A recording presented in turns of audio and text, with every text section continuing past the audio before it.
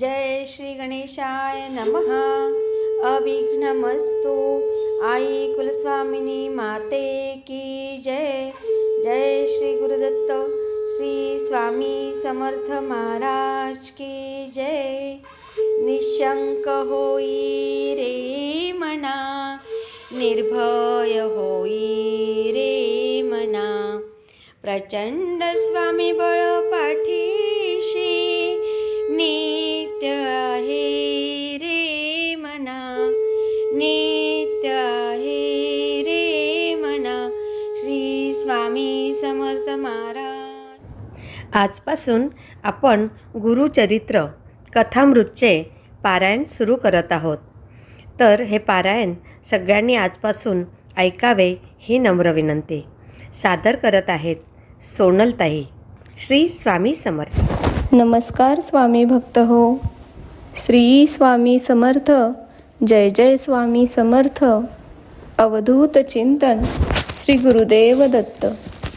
आपण ऐकत आहोत गुरुचरित्र कथा अमृतसार, अध्याय 29. भस्म महात्म, ब्रह्मराक्षसाचा उद्धार. नामधारकाने सिद्धयोग्यांना विनंती केली. पूर्वी त्रिविक्रम भारतींनी श्रीगुरूंना भस्म महात्म विचारले. मग पुढे काय झाले ते मला सविस्तर सांगण्याची कृपा करावी. नामधारकाने अशी विनंती केली असता श्रीगुरूंनी त्रिविक्रम भारतीला काय सांगितले ते सिद्धयोगी नामधारकाला सांगू लागले.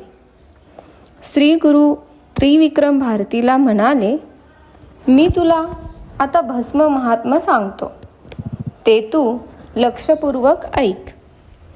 पूर्वी कृतयुगात वामदेव नावाचे एक प्रसिद्ध महातपस्वी शिवयोगी होते. ते सुखदुःखरहित, शांत, समदर्शी, आत्माराम, गृह व गृहिणी विरहित होते. ते भस्मधारी, जटाधारी, वल्कले धारण करणारे होते. एकदा ते फिरत फिरत भयंकर अशा क्रौंच वनात गेले. निर्जन अशा त्या वनात तहानभुकेने व्याकुळ झालेला एक भयानक ब्रह्मराक्षस होता. वामदेवांना पाहताच त्यांना खाण्यासाठी तो राक्षस धावत आला. परंतु वामदेव थोडेसुद्धा घाबरले नाहीत. वामदेवांच्या शरीराचा स्पर्श होताच त्या राक्षसाची सर्व पापे तत्क्षणी नष्ट झाली. वामदेवांच्या अंगाचे भस्म त्या ब्रह्मराक्षसाच्या अंगाला लागले आणि त्यामुळे त्याचा राक्षसभाव नाहीसा झाला. त्याला पूर्वजन्माचे स्मरण झाले. परिसाच्या स्पर्शाने लोखंडाचे सोने व्हावे, त्याप्रमाणे त्या राक्षसाचे सगळे जीवनच बदलून गेले. त्याची तहानभूक नाहीशी झाली. शांत झालेला तो वामदेवांच्या पाया पडून विनवणी करू लागला. स्वामी, तुम्ही तर प्रत्यक्ष परमेश्वर आहात. मी तुम्हाला शरण आलो आहे. माझा उद्धार करा. वामदेवांनी त्याला विचारले, तू कोण आहेस आणि या अरण्यात का हिंडतोस? राक्षस म्हणाला, स्वामी, तुमच्या शरीराचा स्पर्श होताच मला माझे पूर्वजन्मीचे 25 जन्म आठवत आहेत. मी केलेली सर्व पाप पुण्यकर्म मला चांगली आठवत आहेत. वामदेव म्हणाले, तुला 25 जन्मापूर्वीचे स्मरत असेल तर ते सांग पाहू. तू कोणकोणती पापे केली होतीस? राक्षसाने आपला पूर्वजन्म सांगण्यास सुरुवात केली. राक्षस म्हणाला, 25व्या जन्मापूर्वी मी यवन राजा होतो. मी अत्यंत पापी व स्वैराचारी होतो. मी रोज नवीन स्त्रियांचा उपभोग घेत असे. रोज एकेका स्त्रीचा उपभोग घेऊन तिला सोडून देत असे व नवीन स्त्रीचा अपहार मी करीत होतो. मी सधवा, विधवा, कुमारी, रजस्वला अशा सर्व स्त्रियांचा अपहार केला व त्यांच्याशी कुकर्म केले. अशा रीतीने विषय भोगत आसक्त झालेल्या मद्यपान करणाऱ्या मला तरुणपणी क्षयादी अनेक रोग झाले. मंत्र्यांनी व सेवकांनी माझा त्याग केला. शत्रूंनी माझे राज्य हिरावून घेतले. शेवटी माझ्या कुकर्माप्रमाणे मला मृत्यू आला. जो मनुष्य धर्मभ्रष्ट होतो त्याचे आयुष्य नष्ट होते, त्याला अपयश येते, त्याचे भाग्य क्षीण होते, तो अत्यंत दुर्गतीला जातो. त्याचे पितरसुद्धा स्वर्गभ्रष्ट होतात. मृत्यूनंतर मला यमलोकात नेले. तेथे मला भयंकर अशा नरककुंडात टाकले. हजारो वर्ष मी तेथे पडून होतो. त्यानंतर जे पाप शिल्लक होते त्याचे फळ म्हणून मला यमाने पिशाच योनीत जन्म दिला. हजारो वर्ष अनेक यातना भोगल्यानंतर मी यमाकडे गेलो. मग यमाने मला पृथ्वीवर ढकलून दिले. मग मला वाघाचा जन्म मिळाला. दुसऱ्या जन्मी मी अजगर झालो. तिसऱ्या जन्मी लांडगा, चौथ्या जन्मी डुक्कर, पाचव्यात सरडा झालो. सहाव्या जन्मी कुत्रा, सातव्या जन्मी कोल्हा, आठव्यात गवा, नवव्यात मी वानर झालो. 13व्या जन्मी मी बगळा झालो. 14व्या जन्मी रानकोंबडा, त्यानंतर गिधाड, मग मांजर, त्यानंतर मी बेडूक झालो. 18व्या जन्मी मी कासव झालो. त्यानंतर मासा, पुढे उंदीर व घुबड झालो. 22व्या जन्मी मी रानहत्ती झालो.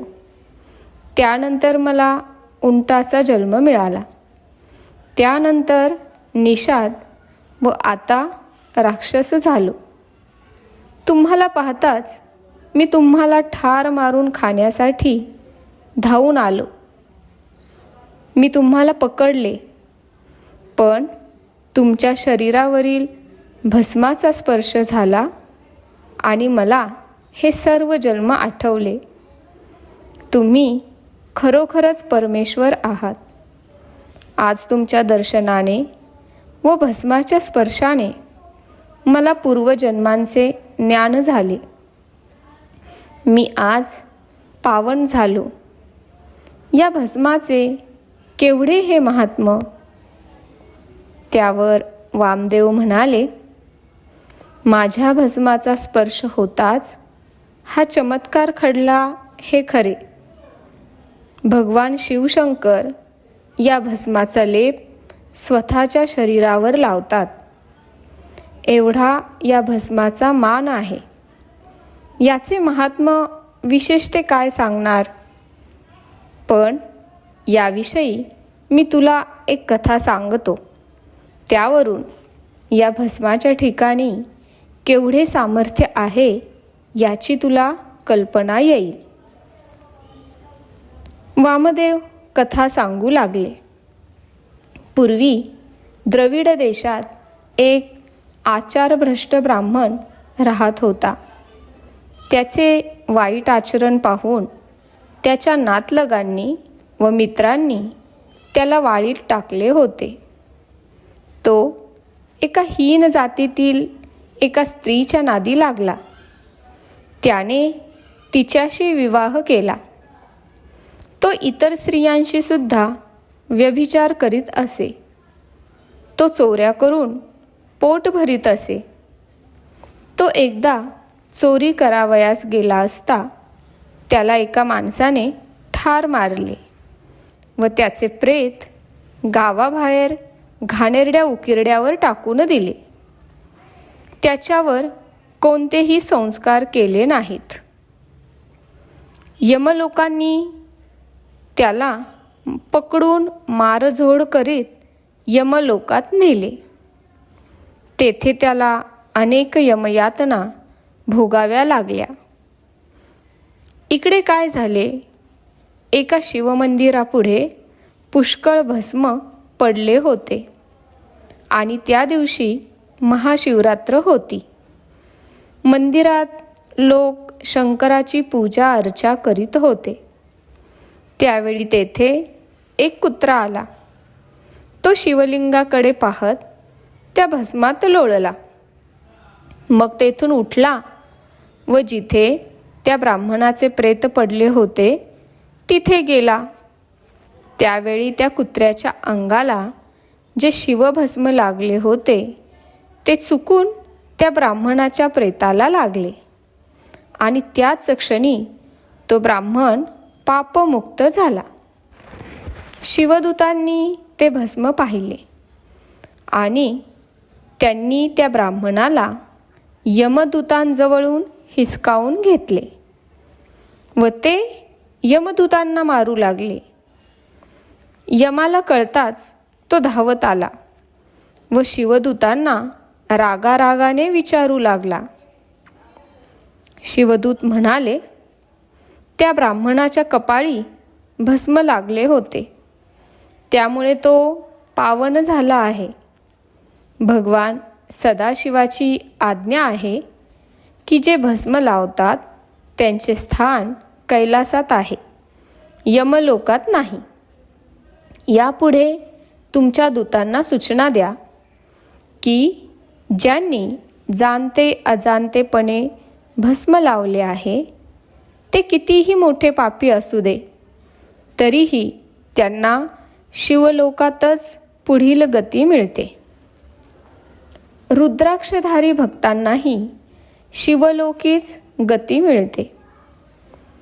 वामदेवाचे हे भाषण ऐकून राक्षस म्हणाला, माझी पूर्वपुण्याई थोर, म्हणूनच मला आज आपले दर्शन लाभले व या भस्माचा स्पर्श झाला.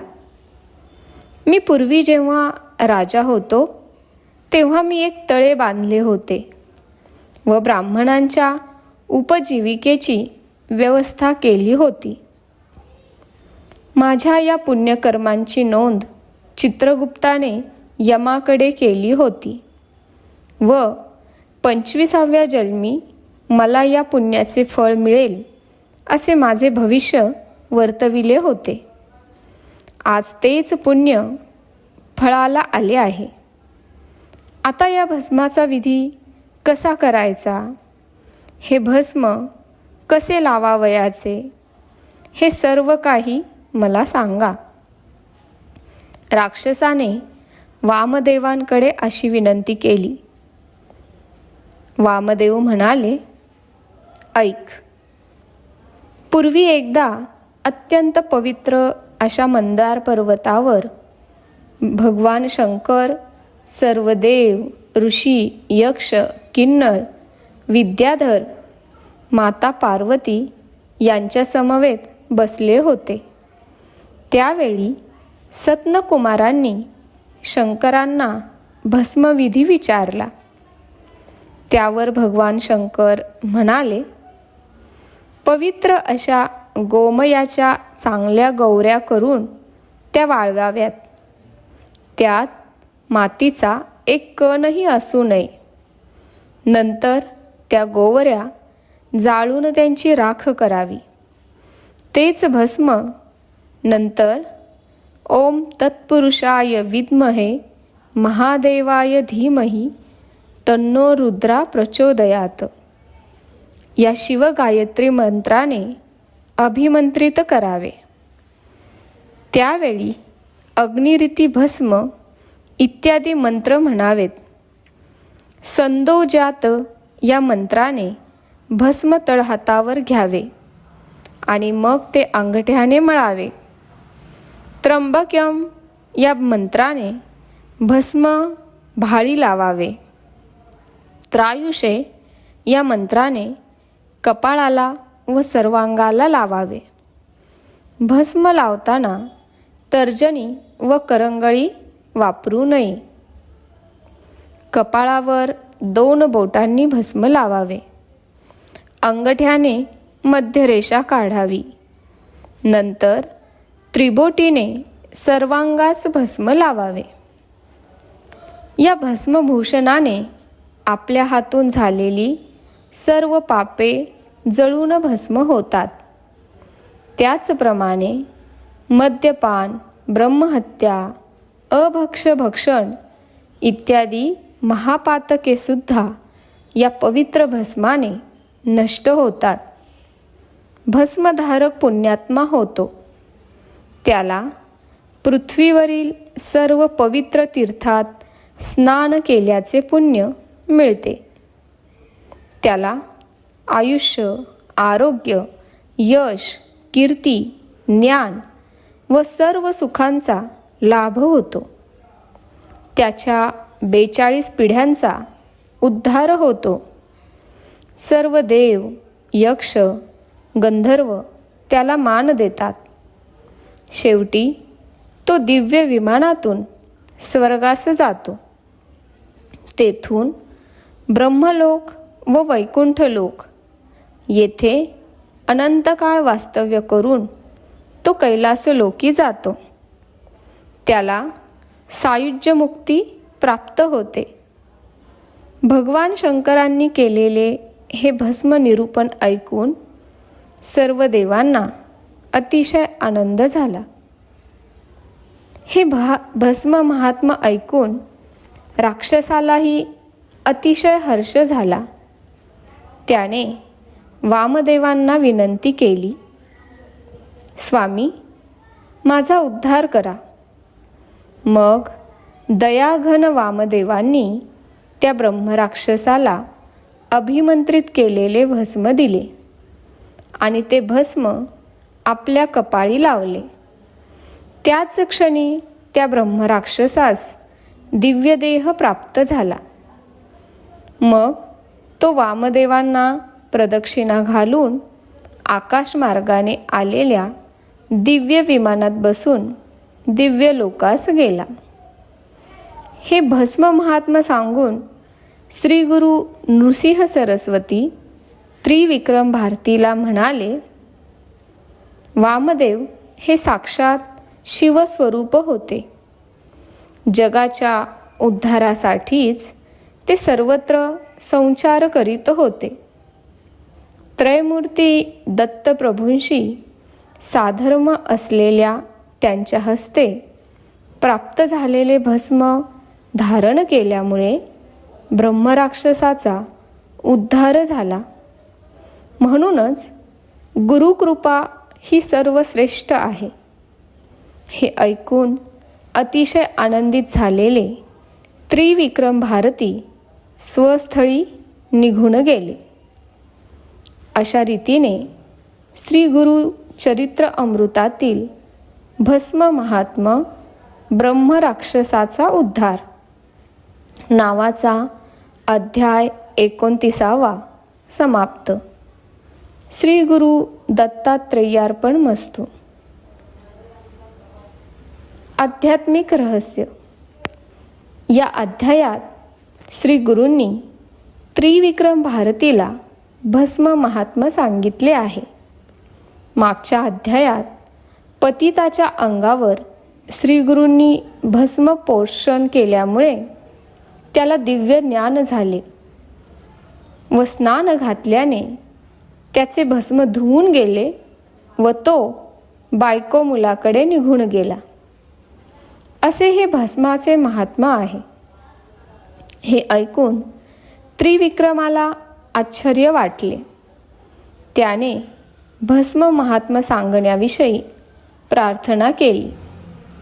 ते सांगण्याकरिता श्री गुरूंनी जी गोष्ट त्याला सांगितली तिच्यावरून असे दिसून येते की महापाप केल्याने त्या अजेय नावाच्या यवन राजाला अनेक नीच प्राण्यांच्या जन्मास जावे लागले. तसेच त्याला नरकयातनाही भोगाव्या लागल्या. त्याआधी त्याचे राज्य गेले. तो क्षयरोगी झाला व मेला. या गोष्टीत त्याला त्याच्या 25 जन्मांची दुर्दैवाची कहाणी सांगितली आहे. ब्रह्मराक्षस होईपर्यंत त्याचे पूर्वीचे एकमेव पुण्यकृत्य उदयास आले नव्हते. अरण्यात त्याने तळे बांधले, हे परोपकाराचे कृत्य. त्याचा कल त्याला लगेच मिळायला हरकत नव्हती, पण ते लांबणीवर पडले. हजारो वर्ष व 25 वेळा जन्म एवढा वेळ त्यासाठी जावा लागला. कारण त्याची दुष्कृत्ये अत्यंत व्यापक व तीव्र होती. वामदेवाची गाठ पडली तरी प्रथम त्या राक्षसाला वामदेवास खावे अशीच इच्छा झाली. भस्माचा स्पर्श झाला, पण त्याने पापबुद्धी नाहीशी झाली. पूर्वजन्मीचे स्मरण झाले. येथे शंकेखोरांना शंका येईल की भस्माचा एवढा प्रभाव कसा? त्याला उत्तर हेच की वस्तूच्या बारीकपणावर तिचा प्रभाव कमी होत नसतो. काही विषय अशी असतात की त्यांचा थेंबसुद्धा प्राणघातक असतो. भस्माचा प्रभाव गुरूंच्या जोरदार इच्छाशक्तीने व मंत्रांनी स्पंदनांनी ते भारल्यामुळे जास्त पडतो. मानवाचे जीवन केवळ दृश्य जड देहापुरतेच मर्यादित नसून त्याचे सूक्ष्म व सूक्ष्मतर असे वासनादेह, मनोदेह, कारण महाकारण देह असतात. ते सूक्ष्म जीवन फारच व्यापक असते. त्याचे नियमही अदृश्य भूमिकेवरील असतात. नरक व स्वर्ग यातील सुख दुःख सूक्ष्म जीवाला त्याच्या पूर्वकर्मानुसार भोगावी लागतात. ती वासना देहाने, मनोदेहाने भोगावी लागतात. सामान्य जागृत अवस्थेत पूर्वीच्या जन्मातील कर्माची व सुखदुःखांची स्मृती उपलब्ध होत नाही, पण ती जीवात्म्याच्या सर्वात सूक्ष्म अशा कारणदेहात असते. गुरु स्वेच्छेने, तपसामर्थ्याने भस्मासारख्या पदार्थात अशी शक्ती संक्रमित करू शकतात. त्याचा एखाद्याच्या शरीरास स्पर्श होताच त्याच्या जाणीवेत परिवर्तन होऊ शकेल, कारण त्याच्या देहातील सनातन स्मृती मेंदूच्या पेशीपर्यंत उतरू शकेल. या बाबतीत आधुनिक अतींद्रिय द्रष्ट संशोधक यांनी दिव्य दृष्टीने केलेले संशोधन लिहून ठेवले आहे.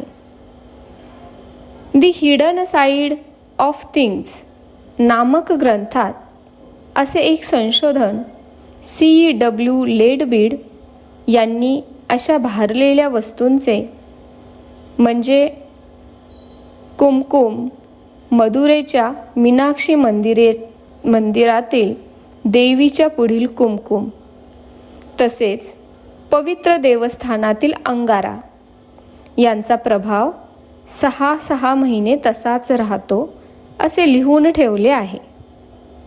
हे संशोधन थिओसॉफिकल सोसायटीतील होते. त्यांची अनेक संशोधने जगजाहीर आहेत.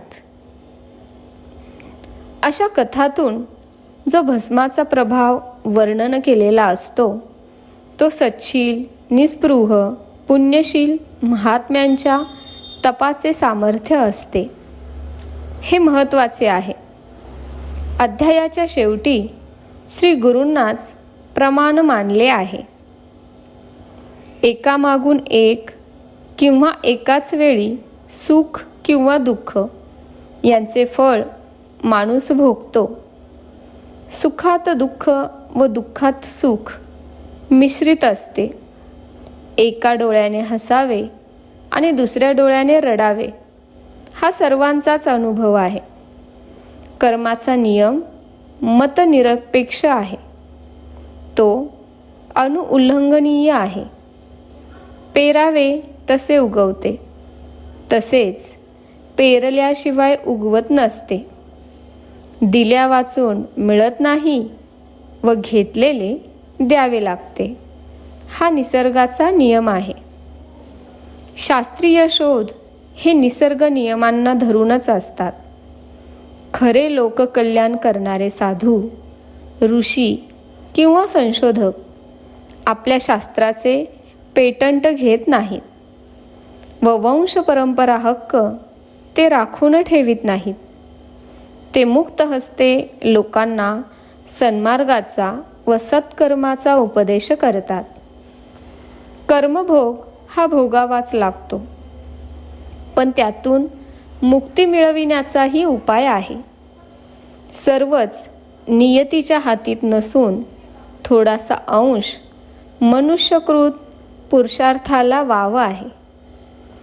गुरुरूपाय गुरु हाच बंधातून मुक्त होण्यास उपाय आहे असे शिवसूत्रात सांगितले आहे. गुरु ही व्यक्ती नसून ती शक्ती आहे. मूर्तिमंत कृपा आहे. पश्चाताप, तप, विवेक, मनोजय, ईश्वर शरणता, जगद्गुरु श्री गुरु शरणता असे कर्मचक्रातून सुटण्याचे उपाय शास्त्रात सांगितले आहेत. भस्म लावण्याचा तात्विक अर्थ असा आहे की वासनांचे बीज जळून त्याचे भस्म झाले पाहिजे. दग्धबीज झालेला जीवच मुक्त होऊ शकतो. स्वर्गप्राप्ती व सायुज्यता यापेक्षाही पूर्ण मुक्ती हेच भस्माने निदर्शित केलेले असते. स्वामी भक्त हो, अशा प्रकारे हा अध्याय इथे समाप्त झाला आहे. श्री स्वामी समर्थ. जय जय स्वामी समर्थ. अवधूत चिंतन श्री गुरुदेव दत्त. धन्यवाद.